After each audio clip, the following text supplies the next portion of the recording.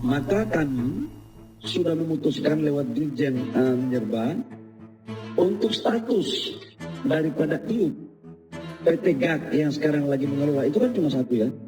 Itu kami untuk sementara kita hentikan operasi sampai dengan verifikasi lapangan. Kita akan cek. Raja Ampat, daerah Papua Barat Daya, surga terakhir keanekaragaman hayati dunia, tiba-tiba berubah keruh. Inilah yang terjadi beberapa waktu lalu ketika kolam limbah tambang nikel di salah satu pulau jebol, membuat air laut di sekitarnya mendadak coklat pekat. Warga dan wisatawan pun geger sebab Raja Ampat selama ini dikenal sebagai destinasi impian para penyelam dunia, rumah bagi ribuan spesies laut endemik dan fondasi penting ekosistem global.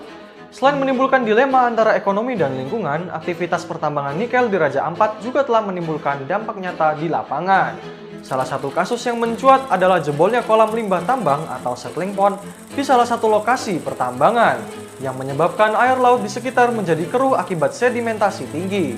Temuan ini direspon cepat oleh Kementerian Lingkungan Hidup dengan menindaklanjuti 4 perusahaan tambang yang beroperasi di 4 pulau utama, Pulau Gak, Manuran, Kawe, dan Manyaifun.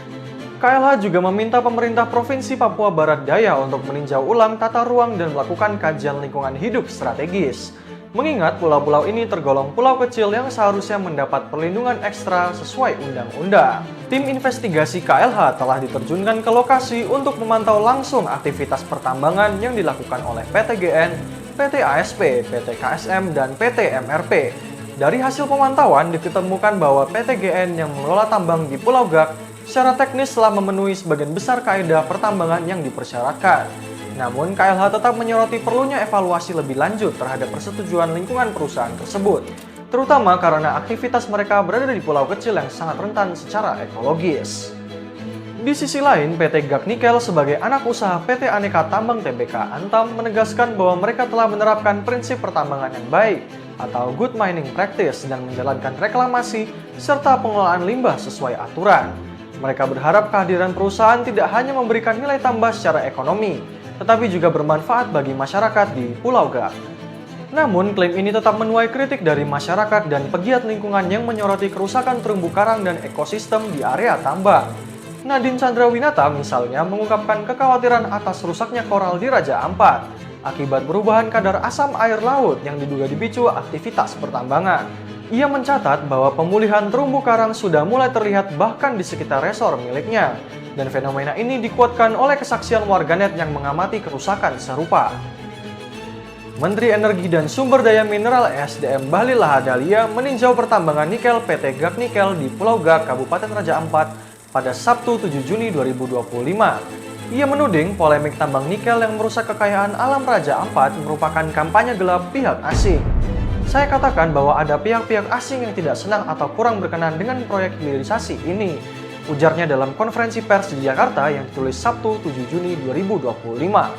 Pada kesempatan yang sama, Direktur Jenderal Mineral dan Batu Bara Kementerian SDM, Tri Winarno, menyampaikan bahwa tidak ditemukan masalah di wilayah tambang.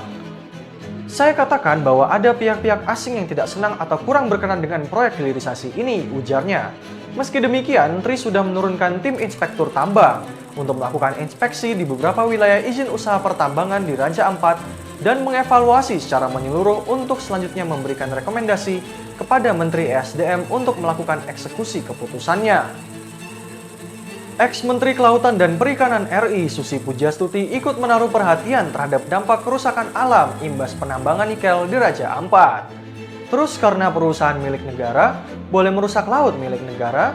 Tanya Susi di unggahan akun X pribadinya Sabtu 7 Juni 2025. Susi Pujiastuti yang pernah berjuang sekuat tenaga menjaga ekosistem dan kedaulatan laut RI tegas meminta Bahlil Lahadalia selaku Menteri Energi dan Sumber Daya Mineral RI untuk menyudahi pertambangan nikel di Raja Ampat.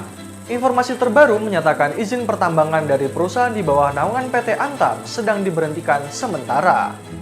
Bagaimana menurut Sobat Suara? Akankah Raja Ampat tetap menjadi surga terakhir keanekaragaman hayati dunia? Atau justru berubah menjadi korban ambisi industri nikel? Tulis pendapat kalian di kolom komentar.